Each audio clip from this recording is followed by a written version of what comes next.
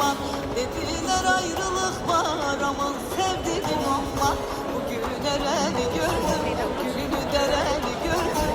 Yari görmedim aman, yari